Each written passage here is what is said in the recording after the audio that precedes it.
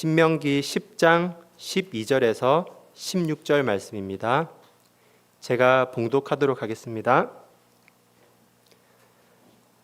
이스라엘아, 내 하나님 여호와께서 내게 요구하시는 것이 무엇이냐?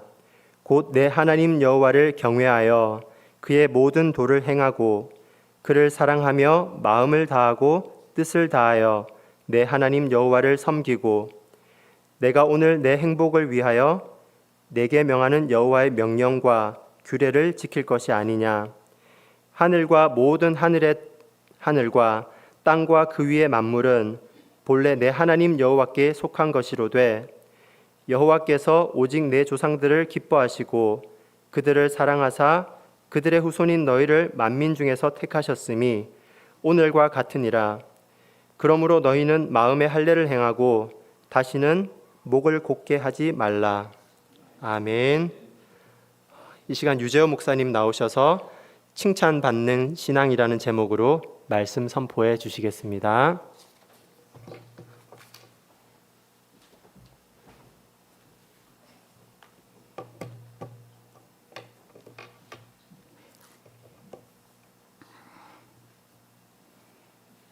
우리 한번 기도하고 시작하시겠습니다. 은혜와 사랑이 충만하신 아버지 하나님, 감사합니다. 무더운 여름 날씨지만 저희 건강으로 지켜주시고 특별히 오늘 거룩한 날에 주의 백성들을 불러 모아 주시어서 아버지 앞에 예배하게 하심을 감사드립니다.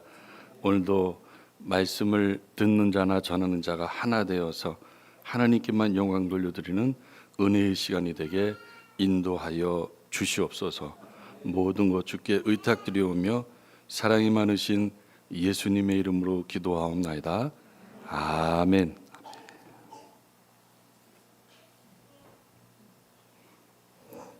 우리가 일상생활을 할 때에 많은 사람들이 칭찬도 하고 또 칭찬도 들으며 살아갑니다. 여러분들은 언제 최근에 맨 마지막에 칭찬을 하였던 때가 언제입니까? 또는 칭찬을 받았던 때가 언제입니까? 쉽게 생각하시는 분도 있겠고 가물가물해서 생각이 잘 안 나는 분도 있을 것입니다. 우리가 이러한 질문을 받게 되면은 대답을 할 때에 칭찬을 받는다, 칭찬을 한다 이럴 때에 그 공통적인 것이 있어요. 그건 무슨 얘기인가 하면은 내가 칭찬을 하게 될 때에 칭찬받는 사람이 나의 마음에 맞아야 돼요. 내가 원하는 대로 생각하거나 행동을 해야 내가 칭찬을 합니다.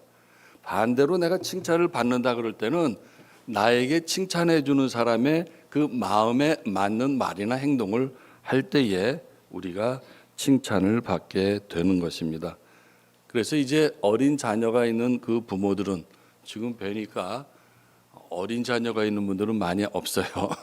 이제 장성한 자녀들이 있는데 보니까 어쨌든 이 어린 자녀들이 있는 그 부모들이 보면은 어린 아이에게 너 숙제 다 했니? 제일 중요한 게 숙제잖아요. 아이들 학교 다니는 아이들한테는. 물어보면은 금방 네, 다 했어요. 이렇게 되면은 안 했어요라고 대답이 나와야 되는데 했어요 그러니까 잘했다 이렇게 대답이 나올 수 있는 거예요. 칭찬해 주는 거예요. 반대로 아직 그렇게 얘기를 하면은 아직도 안 했어? 그러면서 신경질 내는 것이 보통 부모들의 마음인 것 같습니다. 이렇게 우리는 때로는 칭찬도 하고 또 칭찬을 받으면서 살아갑니다. 그런데 이와 같이 조금 전에 말씀드린 대로 칭찬이라는 단어 속에는 그 두 사람의 그 관계가 있는데 그 관계 속에서 칭찬하고자 하는 사람의 마음에 맞아야 칭찬이라는 그 행동이 나타나게 된다는 것입니다. 그래서 사람들은 칭찬받는 걸 좋아하잖아요. 잔소리 듣는 거 싫어하고 나에게 책망하는 소리 다 싫어합니다. 그래서 칭찬을 받기 위해서 우리가 애를 쓴다는 것보다는 그냥 좋아하며 살아갑니다. 그런데 오늘 우리가 거룩한 날 예배하기 위해서 모였잖아요. 우리들을 성도라고 불러요. 성도라고 불리는 사람들은 관계가 있잖아요. 누구하고 관계가 있습니까? 하나님과 관계가 있어요. 나와 하나님과의 관계예요. 나와 우리도 되겠지만은 나와 내 남편, 나와 내 아내, 나와 내 자녀라고도 할 수 있겠지만 그게 아니라 하나님과 나와의 관계예요. 자, 이러한 관계 속에서 신앙생활을 하게 될 때에 나는 어떻게 해야 하나님께 칭찬을 들을 수 있는가? 하나님께 칭찬을 들어야 돼요. 우리가 칭찬받기를 원한다면은 어떻게 해야 합니까? 조금 전에 말씀드린 대로 칭찬하시는 하나님의 마음에 맞는 말이나 행동을 해야 된다는 거예요.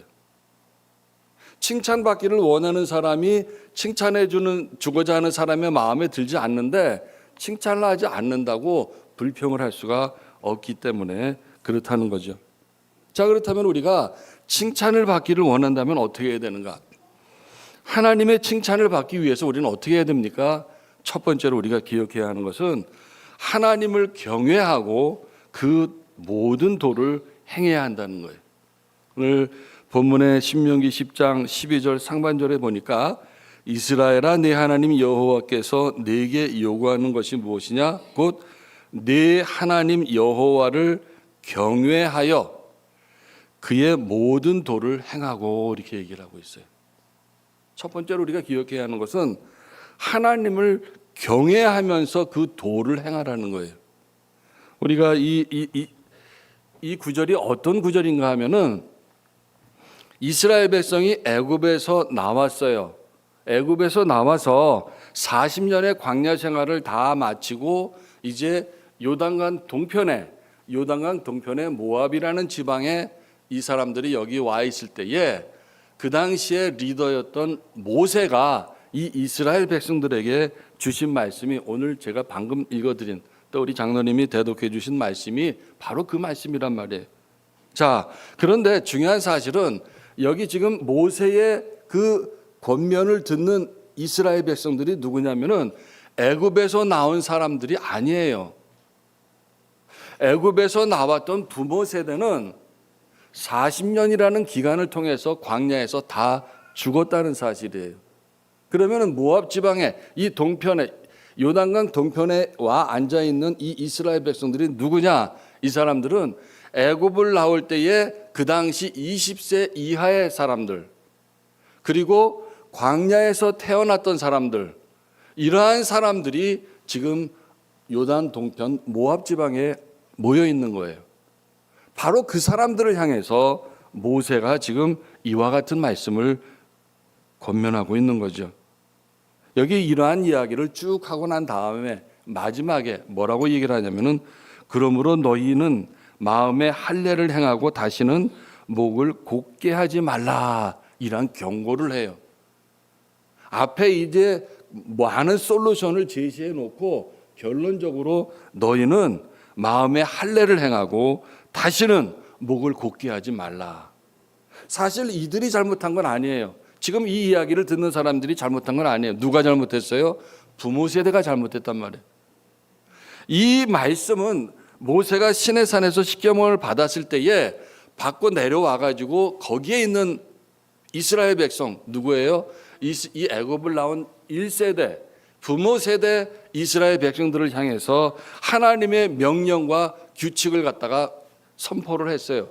그러면서 너희는 이 말씀을 그대로 지켜라. 지키면은 순종하면은 하나님이 너희에게 축복해 주실 것이다. 너희에게 약속한 땅 가나안 땅으로 너희를 인도해 주실 것이다. 말씀해 주셨단 말이에요. 그런데 그 부모 세대들은 그것을 다 믿지를 않았어요. 아니, 알았어요. 그런데 순종하지 않았어요.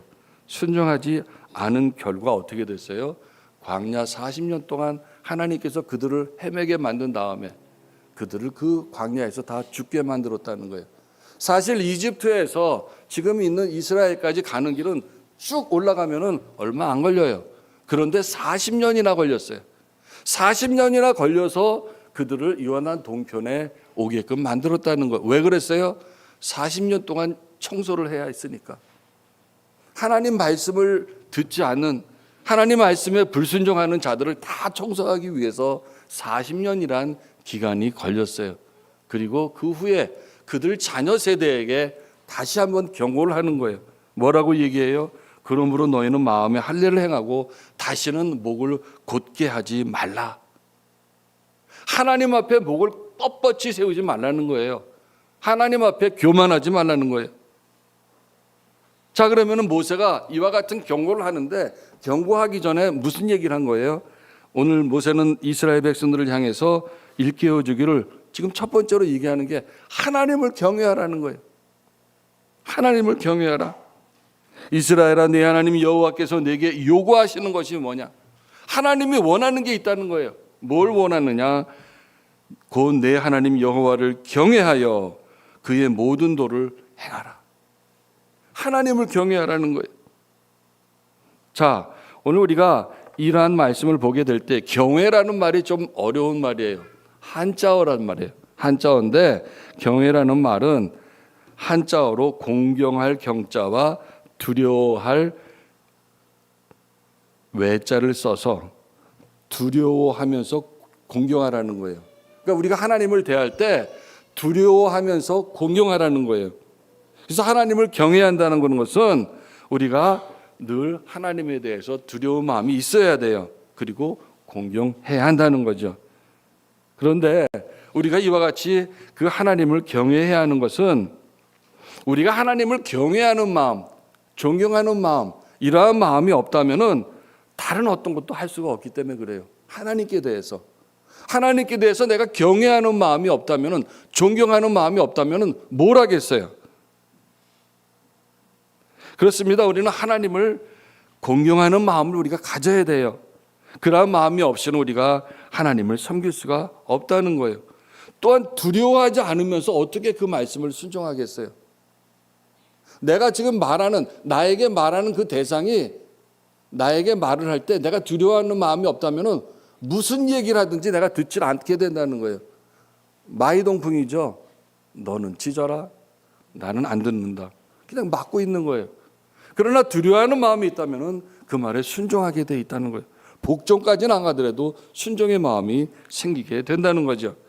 자, 이와 같이 우리가 하나님 앞에서 경외하는 마음이 있어야 하나님을 섬길 수 있는 그 자세가 된다는 거예요. 그런데 조금 전에 말씀드린 애굽에서 나온 이스라엘 백성들, 부모 세대들은 어떻게 했습니까?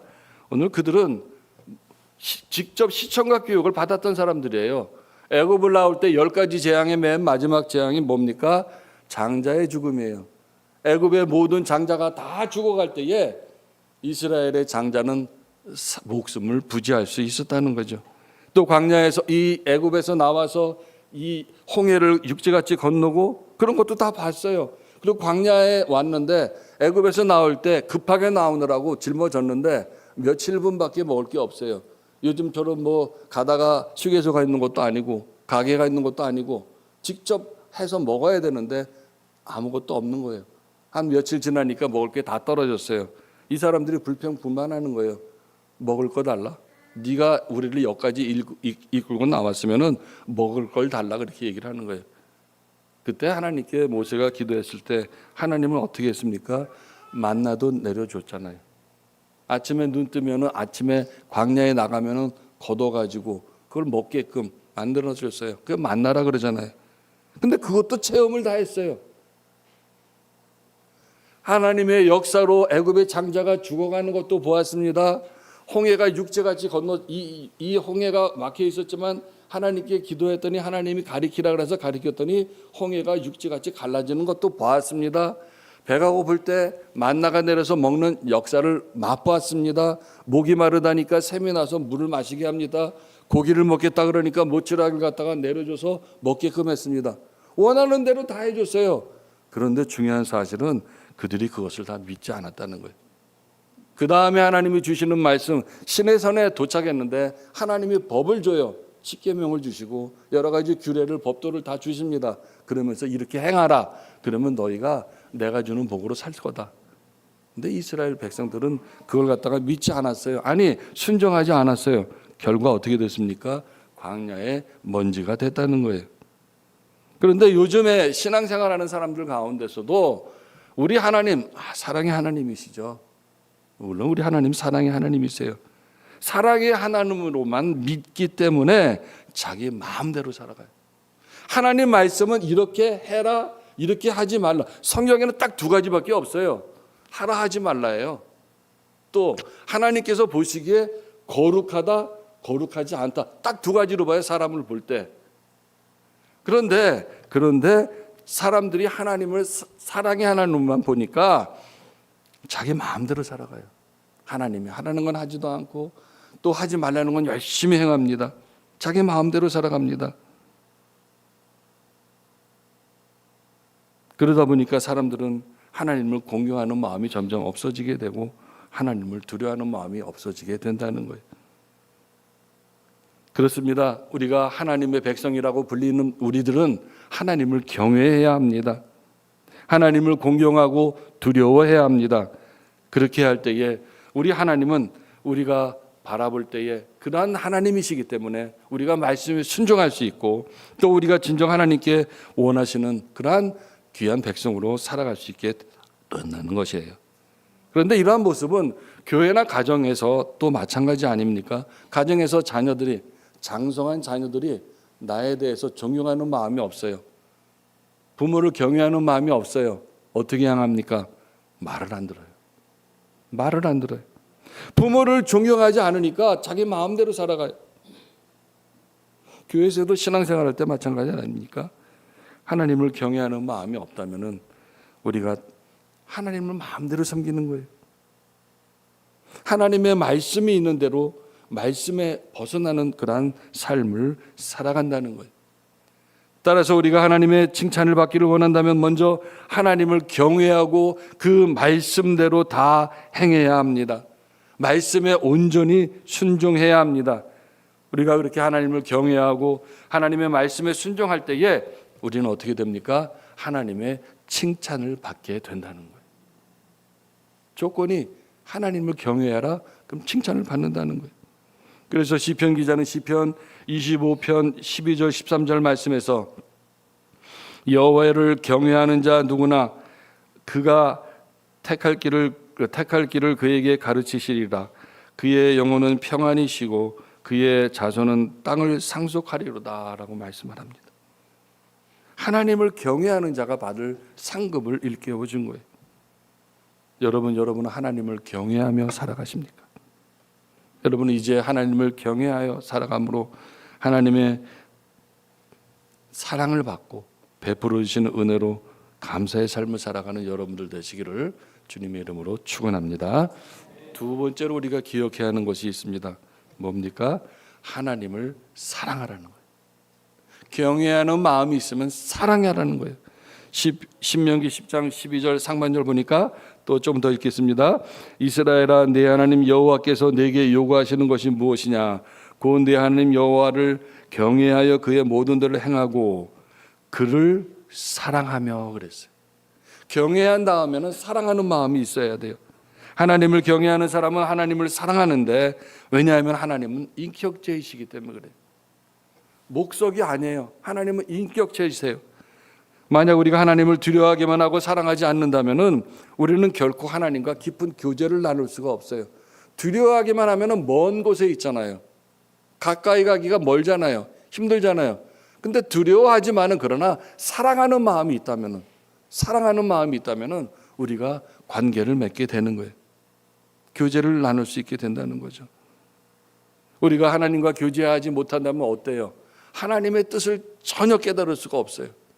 하나님과 교제하지 않는데 어떻게 깨닫게 됩니까? 우리가 하나님의 말씀에 불순종하게 되죠. 말씀이 뭔지를 깨닫지 못하니까 불순종하게 되고, 또 그 다음에 하나님을 사랑하는 마음이 없으니까 말씀을 따르지 않게 됩니다. 그래서 예수님께서 세 계명을 2개를 주셨어요. 10계명에는 10개인데 간단하게 예수님께서 2계명을 주셨어요. 첫 번째 계명이 뭡니까? 주 너희 하나님을 사랑하라. 첫 번째 계명 한번 따라합시다. 주 너희 하나님을 사랑하라. 두 번째는 뭡니까? 내 이웃을 내 몸과 같이 사랑하라. 간단해요. 2가지밖에 없어요. 하나님 사랑과 이웃 사랑이라는 거예요. 여러분, 우리가 하나님을 사랑하는 마음이 없이 순종할 수 없습니다. 하나님의 사람의 사랑하는 마음을 가질 때 주의 일을 행하게 된다는 거예요. 여러분은 지금까지 얼마나 하나님을 사랑하며 살고 있습니까? 여러분 하나님을 사랑하시기 바랍니다. 이성만 사랑하는 것이 아니라 하나님을 사랑하세요. 우리가 하나님을 사랑할 때 하나님은 우리를 보시고 기뻐하실 것입니다. 우리를 또한 사랑하실 것입니다. 자, 그러면 우리가 하나님을 사랑한다 그러는데 어떻게 하나님을 사랑할 수 있어요? 보이지 않는 하나님을 우리가 어떻게 사랑할 수 있습니까? 우리가 하나님을 사랑할 수 있는 것은 뭐로 할 수 있습니까? 우리의 형제를 사랑하는지를 볼 때에 아하, 이 사람은 하나님을 사랑하는구나를 깨닫게 됩니다. 요한일서 4장 20절 21절 보니까 누구든지 하나님을 사랑하노라 하고 그 형제를 미워하면 이는 거짓말하는 자니 보는 바 그 형제를 사랑하지 아니하는 자는 보지 못하는 바 하나님을 사랑할 수 없느니라.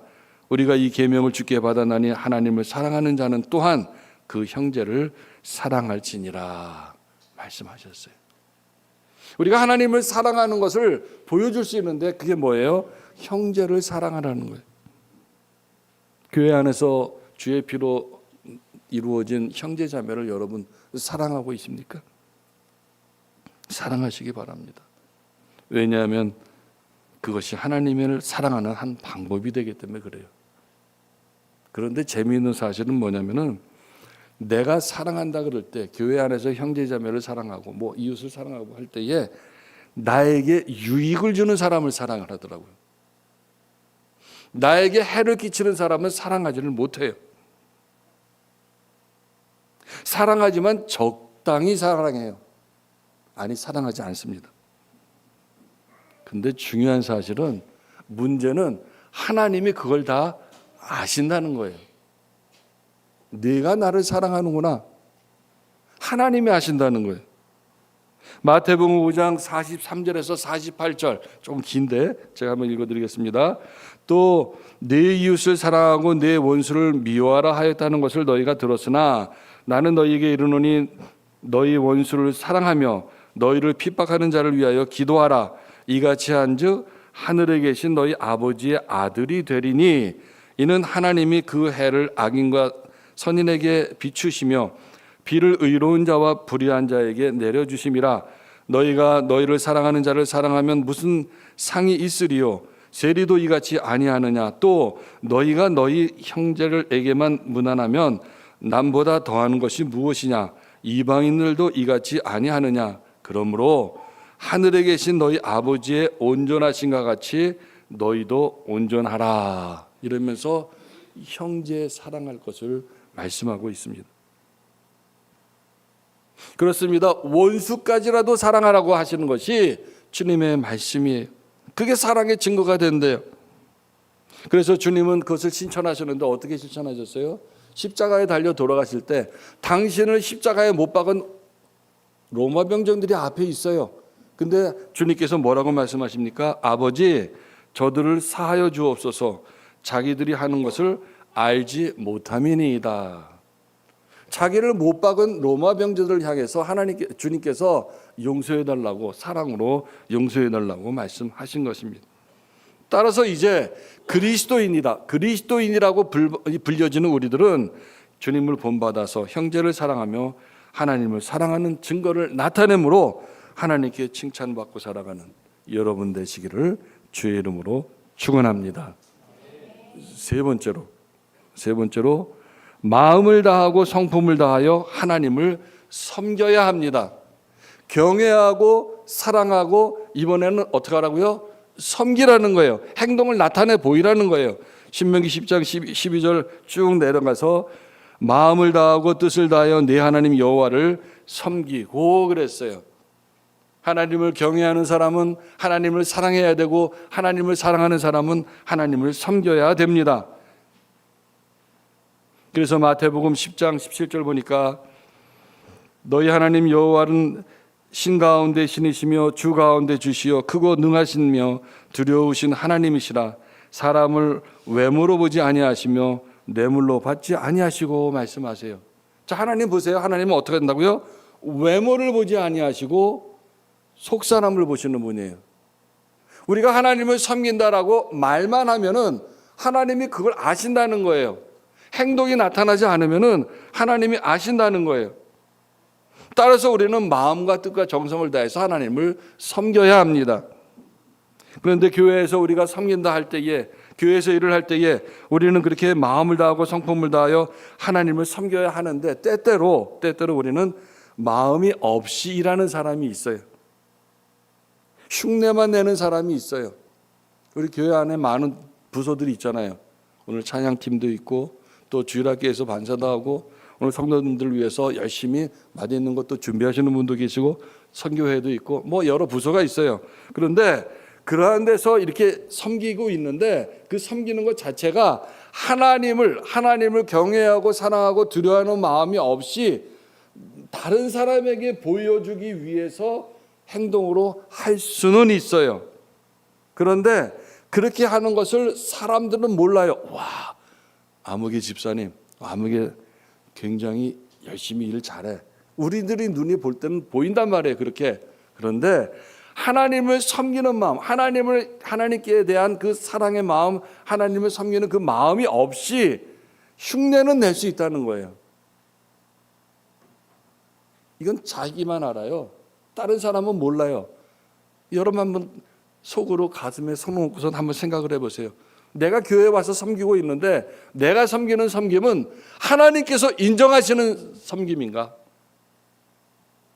지금까지 내가 신앙생활 50년, 60년 그 온 생애 동안 내가 신앙생활 했는데 하나님께서 보셨을 때에 나의 섬김이 진정으로 하나님을 사랑하는, 하나님을 섬기는 섬김이었는가? 여러분 한번 생각해 보세요. 내가 교회에서 직분 받기 위해서 흉내만 냈습니까?